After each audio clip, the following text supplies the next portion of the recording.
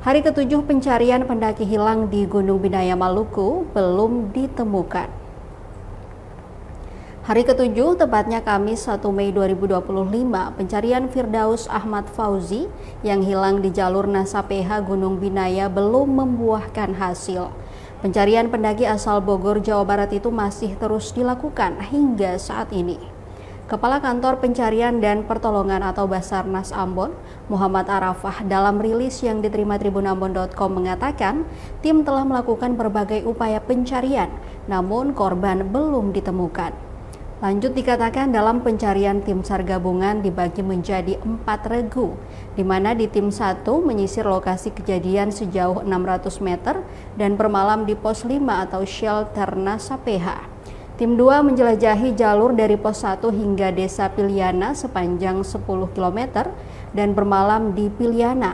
Tim 3 bergerak dari barat pos 2 menuju LKK sejauh 6 km dan bermalam di pos 4 atau shelter Isilali. Tim 4 menyusuri rute desa Piliana ke LKK sejauh 3 km dan ikut bermalam di pos 4. SRU 5 bergerak dari desa Nasapeha ke pos 2 sepanjang 8 km dan bermalam di pos 2 atau shelter Aimoto.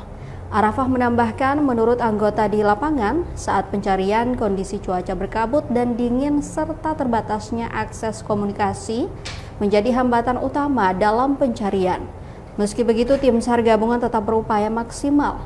Operasi ini melibatkan unsur tim rescue Kansar Ambon 6 orang, Balai Taman Nasional Manusela 22 orang, Babin Kamtibmas 2 anggota Polsek 4 orang, Wanadri 1 orang, Lestari Ambon 1 orang, Puskesmas Tehoru 1 orang, Kanal 1 orang, Masyarakat 21 orang, Antek Pala 1 orang, Molukas Expedition 4 orang, dan Revolu Outdoor Service 1 orang. Kapolsek Tehoru Ibtu Afan Slamet saat dikonfirmasi Jumat 2 Mei 2025 mengatakan keluarga Firdaus telah tiba di desa Piliana dan harapan mereka agar anaknya segera ditemukan.